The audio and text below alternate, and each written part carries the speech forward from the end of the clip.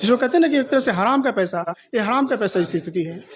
मैं ऐसे पैसे को ठीक नहीं समझता। जहाँ पर मैं काम करके संतुष्ट हूँ वो पैसा मैं लेना चाहूँगा, ये आ रहा है कि और मुझे कहीं अच्छी जगह पर ट्रांसफ़र करें जहाँ पर मैं पढ़ाई दे सकूँ। अच्छी जगह मेरा कोई मुद्दा नहीं है कि कोई कहीं सैलरी का कोई क्यों लिया और क्यों जरूरत पड़ी? ये जो पूरा स्टेप है इसके जड़ में तत्कालीन कार्यवाहक कुलपति प्रोफेसर राजकुमार मंडल साहब हैं। मेरी मांग है बिहार सरकार से और जो विश्वविद्यालय प्रशासन से इस पर एक SIT का गठन किया जाए और इसकी जांच की जाए कि कुलपति साहब ने उसमें किस परिस्थितियों में ऐसा किया, और उसके बाद जो ट्रांसफ़र किया उस पर सारी जांच की जाए। मैंने इसके लिए RTA भी डाला था, लेकिन RTA का कोई खास जवाब नहीं आया मुझे इस पर। प्रथम अपीलीय अधिकारी जो प्रो VC साहब हैं उनके पास भी मैं गया था, लेकिन वहाँ से भी सिर्फ मौखिक जवाब आया, विशेष कुछ में लिखित में नहीं दिया गया। तो मैं ये कह रहा हूँ कि उसकी पोस्टिंग जो हुई है उसकी सारी वैधता की जांच की जाए और इस पर जो भी चीज़ है या तो इसको सुधार किया जाए और नहीं तो फिर से आरोप सिद्ध करके उन पर कार्रवाई की जाए। फिर ये बात मैं बिहार सरकार से अपील करता हूँ। आपने छात्रों की अनुपस्थिति की बात की है कि आपके छात्रों की स्थिति संतोषजनक नहीं है। मैं जिस तरह से चाहता हूँ, चूँकि मैं दिल्ली विश्वविद्यालय से और JNU से पढ़ाई करके आया हूँ, तो जो मेरी इच्छा रही है या जो मेरी आकांक्षा है उस स्थिति से मैं नहीं समझ पा रहा हूँ इस चीज़ को, और मुझे लगता है कि मैं थोड़ी सी निराशा है मुझे यहाँ से। जो कि यहाँ की जो अच्छे कॉलेज हैं जहाँ पर क्लासें होती है, जैसे PG डिपार्टमेंट है या RDS कॉलेज है या मीडियम कॉलेज है, वहाँ क्लासें की स्थिति बहुत अच्छी है। वहाँ गेस्ट फैकल्टी की महीने में 80 क्लासें मिलती हैं उनकी। अब गेस्ट फैकल्टी बहुत ज़्यादा पढ़ा सकते हैं, हम लोग कुछ पढ़ा नहीं पा रहे हैं उस तरह से। मैं निराशा हो रही है। जो यूनिवर्सिटी PG डिपार्टमेंट है वहाँ पर गेस्ट फैकल्टी की नियुक्ति की गई है। मैं वही मांग कर रहा हूँ कि वहाँ पर यदि गेस्ट फैकल्टी की जरूरत है तो हमें क्यों नहीं बुलाया जाता वहाँ पर। फिर कॉलेज में भी PG की पढ़ाई होती है? कॉलेज में RDS में, LS में और MDDM में MA हिंदी की पढ़ाई है। हमारे यहाँ नहीं, हमारे यहाँ इंटरमीडिएट और UG है सिर्फ। एक चीज जो सामने आ रहा है जी, जिसमें बताया जा रहा है कि आप चूंकि छात्र को पढ़ा नहीं पाए इसलिए पैसा नहीं पढ़ा नहीं पाए। छात्र को जिस तरह से छात्र हमसे ज्ञान ले सकते थे, हम जितना लाभ दे सकते थे सोसाइटी को, वो लाभ हम नहीं दे पाए क्योंकि छात्र हमारे पास उस तरह से नहीं आ पाए।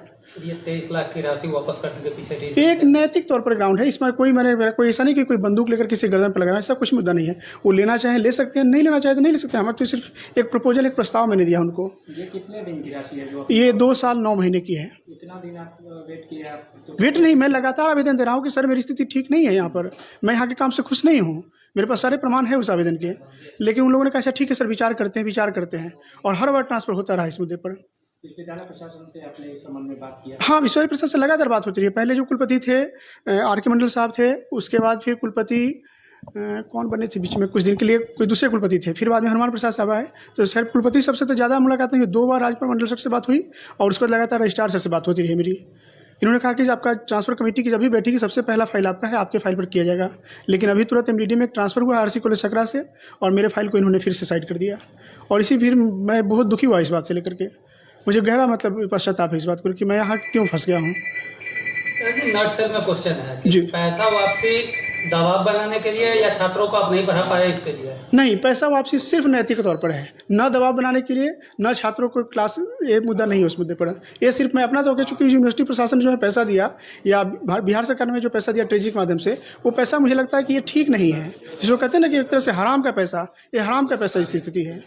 मैं ऐसे पैसे को ठीक नहीं समझता। जहाँ पर मैं काम करके संतुष्ट हूँ वो पैसा मैं लेना चाहूँगा। ये आ रहा है कि कोरोना काल में बच्चे ऑनलाइन क्लास नहीं ज्वाइन कर पाए, कॉलेजें बंद थी।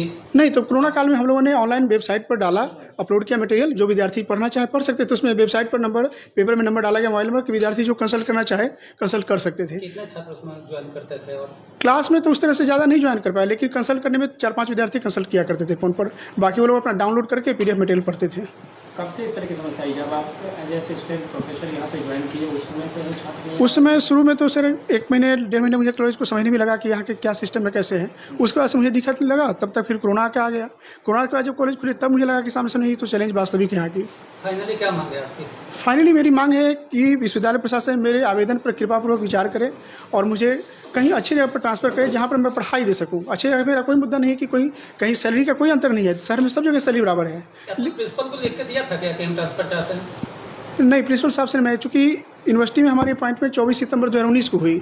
25 सितंबर को मैं रजिस्ट्रार साहब के पास ज्वाइन किया, योगदान दिया वहाँ पर, और उसी समय से मैं लगातार आवेदन रजिस्ट्रार से को दे रहा हूँ। तो चूँकि मैं यहाँ ज्वाइनिंग से पहले दिया हूँ, इसलिए मैं उसी कंटिन्यूटी में लेटर दे रहा हूँ। यहाँ से नया लेटर मैंने नहीं जारी किया है क्योंकि मेरा सीधा संबंध अपॉइंटमेंट अथॉरिटी से है। क्या राजभवन जाने की भी तैयारी है इस मुद्दे को लेकर? कहाँ? राजभवन भी जाने की तैयारी है इस मुद्दे को लेकर? बिल्कुल, राजभवन के यदि नहीं सुना जाता है तो राजभवन जाऊंगा, फिर हाईकोर्ट में जा सकता हूँ। हाईकोर्ट से जो पोस्टिंग हुई है उसकी वैधानिकता को मैं चुनौती दूंगा। फिर उसको कितनी राशि आपने वापस की? 23,82,228 रुपये। ये कितने दिनों का? 2 साल 9 महीने।